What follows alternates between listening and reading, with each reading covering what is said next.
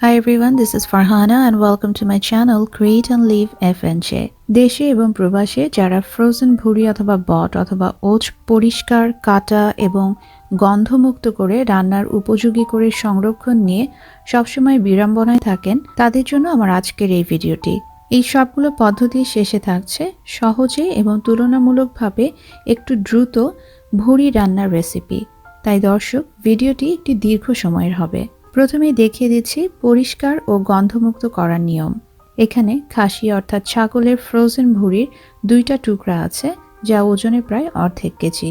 একটি পাত্রে রেখে কলের গরম পানি দিয়ে ধুয়ে নিচ্ছি। টুকরাগুলোর ভেতরের অংশ বাইরের দিকে উল্টে এনে ধুয়ে নিচ্ছি। ভেতরের অংশে পর্দার মতো অংশ থাকে, যা পশুর বর্জ্য পদার্থের সংস্পর্শে থাকে। তাই ফ্রোজেন ভুঁড়ি পরিষ্কার থাকলেও এই অংশে কিছুটা হালকা বাদামি রং থেকে যায়। এই পর্দার বাদামি অংশগুলো যতটা সম্ভব টেনে তুলে ফেলে দিতে হবে। এভাবে কলের পানির সাহায্যে বারবার আলতো করে ধুয়ে পর্দার বাদামি অংশ ফেলে দেব। এবারে ভুঁড়ি আরেকটি পাত্রে তুলে রেখেছি এবং আগের পাত্রটি ভালো করে ধুয়ে পরিষ্কার করে কলের গরম পানি দিয়ে সম্পূর্ণ করে নিচ্ছি। এবারে এই পানিতে দিয়ে দেব 2টি উপকরণ: সাদা সিরকা 1 টেবিল চামচ, হলুদের গুঁড়া আনুমানিক 2 চা চামচ। এরপর ভুঁড়ির অংশ দ্রবণে ডুবিয়ে ভালো করে বাইরের ও ভেতরের অংশ ধুয়ে নিচ্ছি। কিছুক্ষণ পরে বাদামি ও সাদা পুরু অংশগুলো হলুদ বর্ণ ধারণ করেছে। এগুলো আবারও টেনে তুলে ফেলে পরিষ্কার করে নিচ্ছি। সবশেষে দ্রবণে ভুঁড়ির টুকরা 2টি 30 মিনিট থেকে 1 ঘন্টা ভিজিয়ে রাখবো। এবারে দেখিয়ে দিচ্ছি টুকরা করে নেওয়া এবং সংরক্ষণ পদ্ধতি। 1 ঘন্টা পরে গরম পানি দিয়ে ভালো করে টুকরা 2টি ধুয়ে নিয়েছি, যেন রান্নার পর সিরকার টক স্বাদ অথবা গন্ধ না থাকে। ছুরি অথবা কাঁচি দিয়ে কেটে নেওয়া যাবে। আমি ছুরি ব্যবহার করে 2 রকমের টুকরা করার কৌশল দেখিয়ে দিচ্ছি। এগুলো লম্বা সরু করে কেটে নিচ্ছি। এভাবে টুকরা করলে খুব দ্রুত সিদ্ধ হবে, কিন্তু কাটতে বেশ সময় লাগবে। আরেকটি হচ্ছে চৌকো করে কেটে নিচ্ছি। রেস্তোরাঁয় এভাবে কাটা হয়ে থাকে।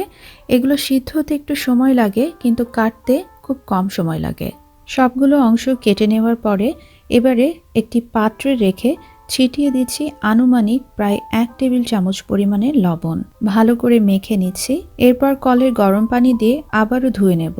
একটি ঝাঁঝরি অথবা স্ট্রেনারের সাহায্যে 5 থেকে 6 বার কলের গরম পানি দিয়ে ধুয়ে খুব ভালো করে পরিষ্কার করে নিচ্ছি। এবারে পানি ঝরিয়ে 2 কাপ মেপে রান্নার জন্য আলাদা করে রাখছি। সংরক্ষণের জন্য একটি জিপলক ব্যাগ ব্যবহার করছি, যা ফুড গ্রেড সমৃদ্ধ। 2 কাপ পরিমাণের ভুঁড়ির টুকরা নিয়ে নিচ্ছি। ব্যাগটি লক করে এভাবে যে কোনো জিপলক ব্যাগ অথবা ফুড গ্রেড সমৃদ্ধ ব্যাগে রেখে, এছাড়া বক্স অথবা যে কোনো কন্টেইনারে রেখে ফ্রোজেন করে অর্থাৎ ফ্রিজারে রেখে সংরক্ষণ করতে পারবেন প্রায় 1 বছর পর্যন্ত। শুরু করছি রেস্টুরেন্ট স্টাইলে ভুঁড়ি রান্না। 2 কাপ পরিমাণের ভুঁড়ির টুকরা একটি রান্নার পাত্রে নিয়ে নিয়েছি। দিয়ে দিয়েছি গরম পানি 4 কাপ, লবণ 1 চা চামচ, রসুন বাটা 1 চা চামচ, হলুদ গুঁড়া অর্ধেক চা চামচ। নেড়ে পানির সাথে মিশিয়ে নিচ্ছি। শেষে দিয়ে দিয়েছি একটি বড় আকারের তেজপাতার অর্ধেক অংশ। চুলার সর্বোচ্চ আছে পানি একবার ফুটে উঠলে ঢাকনা দিয়ে ঢেকে চুলার আঁচ মাঝারি করে ততক্ষণ পর্যন্ত সিদ্ধ করব, যতক্ষণ পর্যন্ত ভুঁড়ির প্রতিটা টুকরা প্রায় 70 থেকে 80% সিদ্ধ হচ্ছে। প্রায় 1 ঘন্টা পরে ভুঁড়ির টুকরাগুলো অর্ধেকের বেশি সিদ্ধ হয়ে গেছে এবং পানি শুকিয়ে একেবারেই কমে গেছে। যেহেতু তেল ব্যবহার করা হয়নি এবং পানিটা শুকিয়ে নিয়েছি, এই কারণে কয়েকটি টুকরা সামান্য বাদামি রং হয়ে গেছে, তবে এগুলো স্বাদে কোনো তারতম্য ঘটাবে না। এবারে এই সিদ্ধ করা ভুঁড়ির টুকরাগুলো একটি পাত্রে তুলে নিচ্ছি। চুলার মাঝারি আঁচে 1 কাপ পরিমাণের রান্নার তেল গরম করে এতে দিয়ে দিয়েছি পেঁয়াজ কুচি 2 কাপ পরিমাণ। ছিটিয়ে দিচ্ছি লবণ অর্ধেক চা চামচ। পেঁয়াজ হালকা বাদামি করে ভেজে নেব। 5 মিনিট পরে পেঁয়াজ হালকা বাদামি বর্ণ ধারণ করা শুরু করেছে। দিয়ে দিচ্ছি আদা বাটা 1 টেবিল চামচ, রসুন বাটা 2 টেবিল চামচ। চুলার মাঝারি আছে নেড়ে মিশিয়ে 1 মিনিট ভেজে নেব।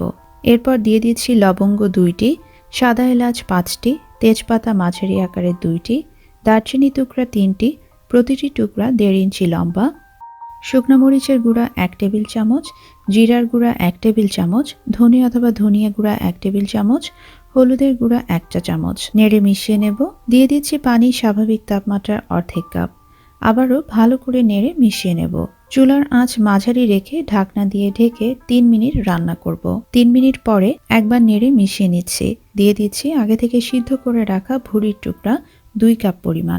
চুলার মাঝারি আঁচে বারবার নেড়ে রান্না করব 5 মিনিটের জন্য। 5 মিনিট পরে আবারও মিশিয়ে নিচ্ছি।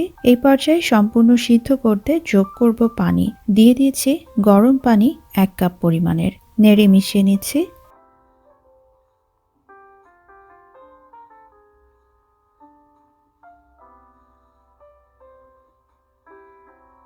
প্রায় 30 মিনিট পরে এবারে সবগুলো টুকরা নরম তুলতুলে হয়ে গেছে। চুলার আঁচ বন্ধ করে পরিবেশন করছি। যদি রেসিপিটা ভালো লেগে থাকে তাহলে অবশ্যই তৈরি করবেন, সবাইকে নিয়ে একসাথে উপভোগ করবেন। সবাই ভালো থাকবেন, সুস্থ থাকবেন। আল্লাহ হাফেজ।